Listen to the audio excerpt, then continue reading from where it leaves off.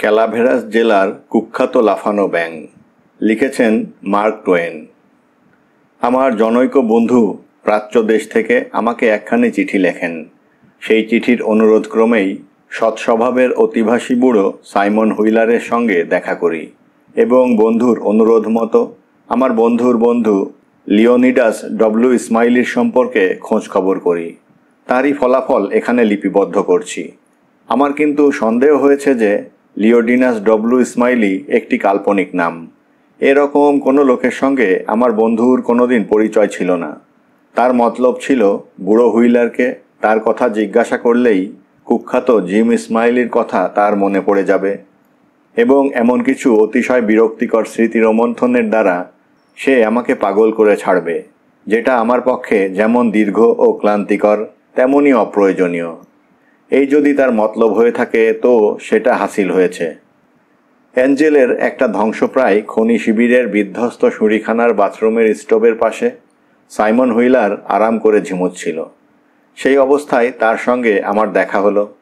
দেখলাম লোকটি মোটাসোটা, মাথায় টাক, প্রশস্ত মুখখানিতে একটা শান্ত সরলতার আভাস।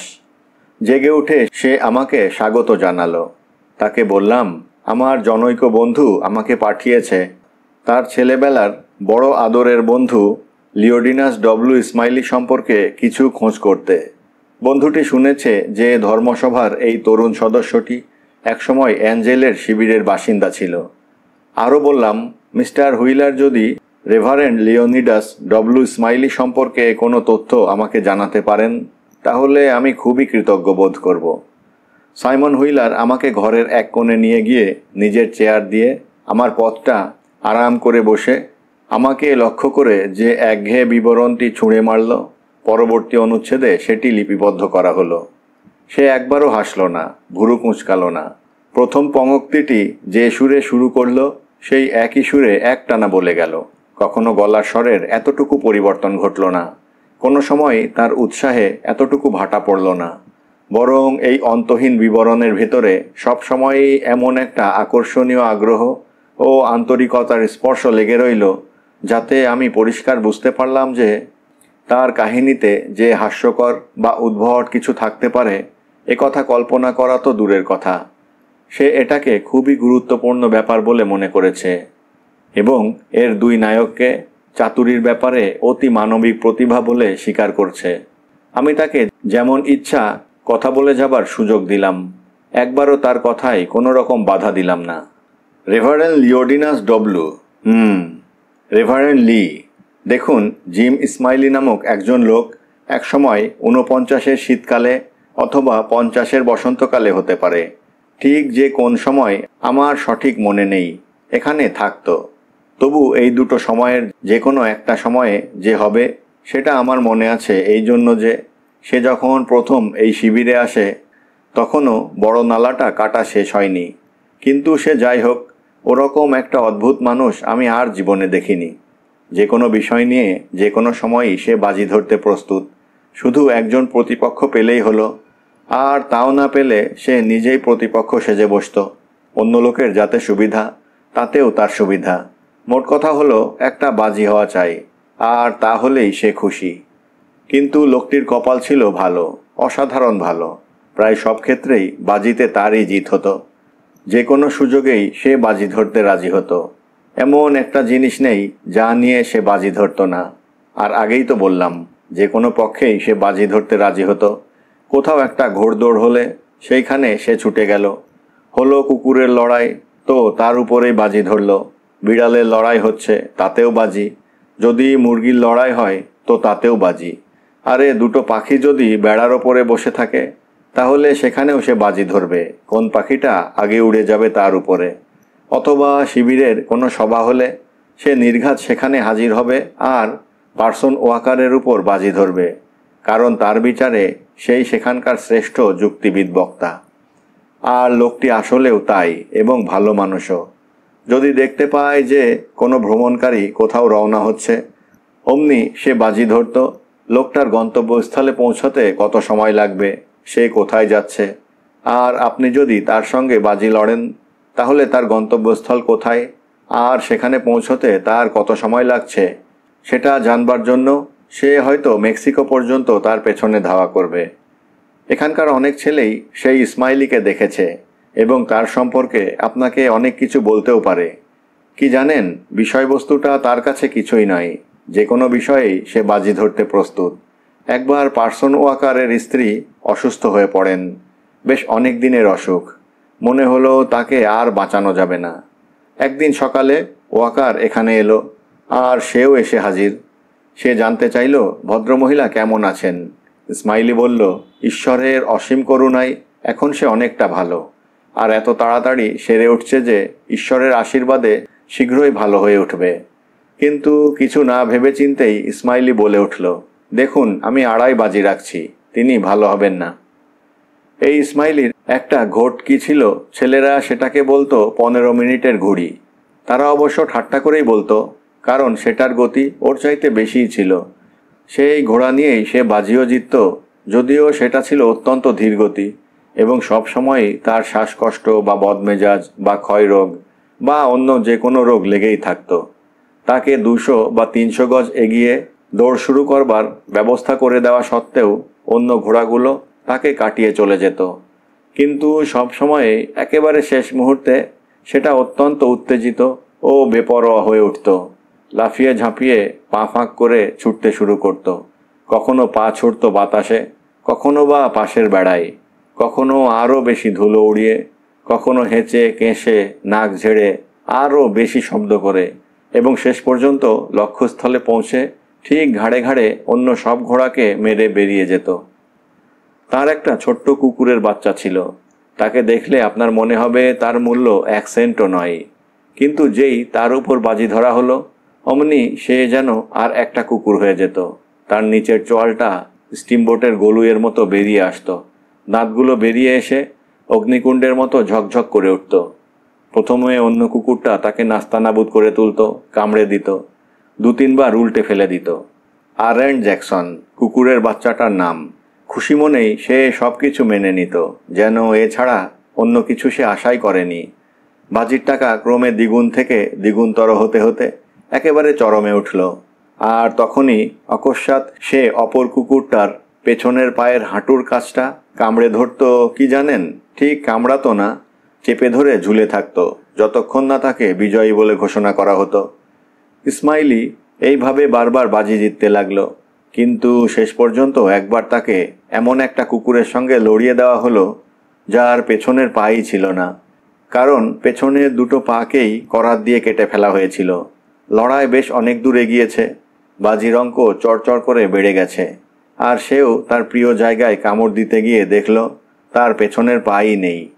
তা দেখেই বেচারি ভড়কে গেল, বিস্মিত হলো এবং এতদূর নিরুৎসাহ বোধ করল যে লড়াইতে জিতবার কোনো চেষ্টাই করল না।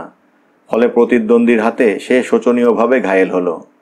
সে ইসমাইলির দিকে এমনভাবে তাকালো যেন বলতে চাইল যে দোষটা তো তারই, কারণ লড়াইতে তার একমাত্র ভরসাই হলো পেছনের পা, আর মনিব তাকে এমন একটা কুকুরের সঙ্গে লড়িয়ে দিল যার পেছনের পাই নেই, তো সে কামড় বসাবে কোথায়? তারপরই 2-1 পা খুঁড়িয়ে হেঁটেই সে মাটিতে পড়ে গেল ও মরে গেল। বাচ্চাটা বড় ভালো ছিল, অ্যান্ড্রু জ্যাকসনের কথাই বলছি। বেঁচে থাকলে নাম করতে পারত, কিন্তু তার মধ্যে মাল ছিল, প্রতিভা ছিল, আমি জানি, কারণ সে তো মুখে কিছু বলতে পারে না। প্রতিভা না থাকলে একটা কুকুর কখনো এরকম অদ্ভুতভাবে লড়াই করে জিততে পারে না। তার সেই শেষ লড়াই ও তার ফলাফলের কথা মনে হলেই আমার খুব দুঃখ হয়। দেখুন, এই ইসমাইলির কুকুরের বাচ্চা, মোরগের বাচ্চা, বিড়ালের বাচ্চা, এক কথায় বাজি ধরবার মতো সব কিছুই ছিল। আপনি যাই নিয়ে হাজির হন না কেন, তার সঙ্গে পাল্লা দিয়ে পারবেন না। একদিন সে একটা ব্যাঙ ধরে সেটাকে বাড়ি নিয়ে গেল, বলল সেটাকে শিখিয়ে পড়িয়ে মানুষ করবে। সত্যি 3-3টে মাস সে আর কোনো কাজ করল না। পিছনের উঠানে গিয়ে ব্যাঙটাকে লাফানো শেখাতে লাগলো, আর বাজি ধরে বলতে পারি সেটাকে শিখিয়ে তবেই ছেড়েছিল। পেছন থেকে একটুখানি টিপে দিল, আর পর মুহূর্তেই দেখবেন যে ব্যাঙটা ফুলকো লুচির মতো বাতাসে ঘুরছে। দেখবেন সে একটা ডিগবাজি খেলো, অথবা শুরুটা ভালোভাবে হলে 2টো ডিগবাজিও খেতে পারে। তারপর নেমে এসে বিড়ালের মতো 4 পায়ে ঠিক বসে পড়বে। মাছি ধরার ব্যাপারে সে তাকে এতই ওস্তাদ করে তুলেছিল, আর অনবরত তাকে দিয়ে সে কাজটা এত বেশি অনুশীলন করিয়েছিল যে চোখে পড়া মাত্রই সে মাছিটাকে থাবা দিয়ে ধরে ফেলত, একটাও পালাতে পারত না। স্মাইলি বলতো, ভালো করে শেখাতে পারলে একটা ব্যাঙ সব কাজ করতে পারে। তার সে কথা আমি বিশ্বাস করি। আরে আমি যে নিজেই দেখেছি, এই মেঝের ওপর ড্যানিয়েল ওয়েবস্টার নামক ব্যাঙটাকে রেখে সে গুনগুন করে বলতো, মাছি ড্যানিয়েল মাছি। আর অমনি চোখের পলক ফেলতে না ফেলতে সে এক লাফে সোজা ওই কাউন্টারের কাছে গিয়ে মাছিটা ধরে পুনরায় একতাল কাদার মতো থপ করে মেঝেতে বসে পড়ে এমনভাবে পেছনের পা দিয়ে মাথার একটা দিক চুলকোতো যেন সে এমন কিছু করেনি যা অন্য কোনো ব্যাঙ করতে পারে না।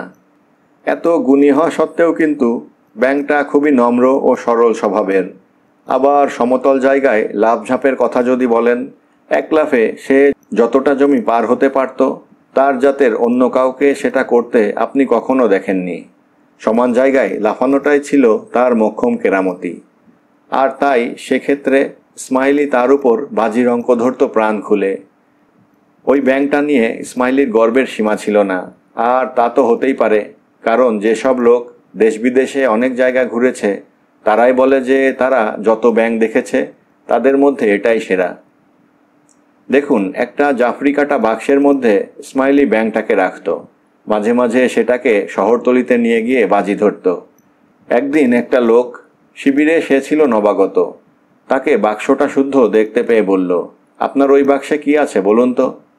আর স্মাইলি বেশ নিরাসক্ত গলায় বলল, তা কাকাতুয়া হতে পারত, ক্যানারি পাখি হতে পারত কিন্তু হয়নি, এতে আছে একটা ব্যাঙ। লোকটা সেটাকে হাতে নিল, ভালো করে দেখল, এদিক ওদিক ঘোরালো, তারপর বলল, এই তা এটা কি করতে পারে? স্মাইলি সহজভাবেই জবাব দিল, একটা কাজ খুব ভালোভাবেই করতে পারে, ক্যালাভেরাস জেলার যে কোনো ব্যাংকে লাফানোই হারিয়ে দিতে পারে। লোকটা আবার বাক্সটা হাতে নিল, অনেকক্ষণ ধরে ভালোভাবে দেখল, তারপর সেটা স্মাইলিকে ফিরিয়ে দিয়ে বলল, আমি তো এই ব্যাংকটার মধ্যে এমন কোনো বিশেষত্ব দেখছি না যাতে অন্য ব্যাংক থেকে এটা বিশেষ ভালো কিছু হতে পারে। স্মাইলি বলল, হয়তো আপনি দেখতে পাচ্ছেন না, হয়তো আপনি ব্যাংক চেনেন অথবা চেনেন না, হয়তো এ বিষয়ে আপনি অভিজ্ঞ অথবা হয়তো আপনি নেহাতি শিক্ষানবিশ। সে যাই হোক, আমার বিশ্বাস আমার কাছে, তবে ক্যালাভেরাস জেলার যে কোনো ব্যাংকে সে যে লাফে হারিয়ে দিতে পারে সে বিষয়ে আমি $40 বাজি রাখতে রাজি আছি। লোকটা 1 মিনিট কি যেন ভাবল, তারপর দুঃখের সঙ্গে বলল, দেখুন আমি এখানে নতুন এসেছি আর আমার সঙ্গে কোনো ব্যাঙও নেই, কিন্তু আমার যদি একটা ব্যাঙ থাকতো তো আপনার সঙ্গে বাজি লড়তাম। তখন স্মাইলি বলল, খুব ভালো কথা, খুব ভালো কথা, আপনি 1 মিনিট আমার বাক্সটা ধরুন, আমি গিয়ে আপনার জন্য একটা ব্যাঙ নিয়ে আসছি। তখন নবাগত লোকটা বাক্সটা হাতে নিল, স্মাইলির $40 সঙ্গে নিজের $40 যোগ করল আর তারপর বসে অপেক্ষা করতে লাগলো। এইভাবে অনেকক্ষণ বসে বসে সে নানা কথা ভাবতে লাগলো। তারপর ব্যাঙটাকে বের করে তার মুখটা হাঁ করিয়ে একটা চামচ দিয়ে পাখি মারা ছড়রাগুলি তার পেটের মধ্যে ভরে দিল, একেবারে থুতনি পর্যন্ত ভরপেট, এবং তারপর সেটাকে মেঝেতে ছেড়ে দিল।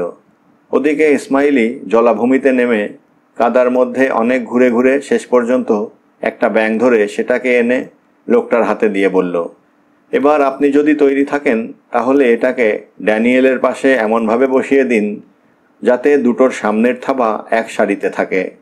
লাফানোর নির্দেশটা আমিই দেব। তারপর সে বলল, 1 2 3 ছোটে। সে ও নতুন লোকটা পেছন থেকে ব্যাঙ দুটোকে টিপে দিল আর সঙ্গে সঙ্গে নতুন ব্যাঙটা তড়িঘড়ি লাফাতে শুরু করলো। কিন্তু ড্যানিয়েল একবার হাঁসফাঁস করল, গলাটা বাড়ালো একজন ফরাসির মতো, কিন্তু তাতেও কিছু হলো না, সে নড়তেই পারল না। সে যেন গির্জার মতো মাটির সঙ্গে আটকে আছে, সে একটুও নড়তে পারল না। মনে হলো যেন তাকে বেঁধে সেখানে নোঙর ফেলে দেওয়া হয়েছে। স্মাইলি খুবই অবাক হলো, বিরক্তও হলো, কিন্তু ব্যাপারটা যে কি হলো কিছুই বুঝতে পারল না। লোকটা টাকাটা নিয়ে পা বাড়ালো, দরজাটা পার হবার সময় কাঁধের ওপর দিয়ে বুড়ো আঙুলটা বাড়িয়ে ড্যানিয়েলকে দেখিয়ে সে আবার বলল, ইচ্ছে করেই বলল, আমি তো এই ব্যাঙটার মধ্যে এমন কোনো বিশেষত্ব দেখছি না যাতে এটা অন্য ব্যাঙের চাইতে ভালো কিছু করতে পারে। ইসমাইলি অনেকক্ষণ ধরেই মাথা চুলকাচ্ছিল আর ড্যানিয়েলের দিকে তাকাচ্ছিল। শেষটাই বলল, ব্যাংকটার যে কি হলো ভেবে অবাক হচ্ছি। ওটার নিশ্চয় কিছু হয়েছে, কেমন যেন ঢিলে ঢালা দেখাচ্ছে। তারপর ব্যাংকটার গলা ধরে তুলে বলে উঠল, আরে এ যে দেখছি 5 পাউন্ড ওজন হয়েছে। তখন সেটাকে উল্টো করে ধরতেই সে 2 মুঠো ভর্তি গুলি উগরে দিল। এতক্ষণে আসল ব্যাপার বুঝতে পেরে সে রাগে পাগল হয়ে উঠল। ব্যাংকটাকে নামিয়ে রেখে ছুটল লোকটার পেছনে, কিন্তু তাকে ধরতে পারল না। আর এই সময় সামনের উঠোন থেকে কে যেন সাইমন হুইলারের নাম ধরে ডাকল, আর সে ব্যাপার কি জানবার জন্য উঠে দাঁড়ালো। যেতে যেতে আমার দিকে ফিরে বলল, যেখানে আছেন সেখানেই বসে থাকুন, বিশ্রাম করুন, আমার 1 সেকেন্ডের বেশি লাগবে না। কিন্তু আপনারা যদি অনুমতি করেন তো আমি মনে করি যে উদ্যমশীল বাউন্ডুলে জিম ইসমাইলির এই ইতিহাসের অনুবৃত্তি রেভারেন্ড লিওনিডাস ডব্লিউ ইসমাইলি সম্পর্কে বিশেষ কোনো তথ্য আমাকে দিতে পারবে না। কাজেই আমি সেখান থেকে চলে এলাম। দরজার কাছেই হুইলার ভদ্রলোকের সঙ্গে দেখা হয়ে গেল। সে ফিরে আসছিল। আমার পথ আটকে দিয়ে সে আবার বলা শুরু করলো, দেখুন, এই ইসমাইলির একটা হলদে একচক্ষু গরু ছিল, সেটার কোনো লেজ ছিল না।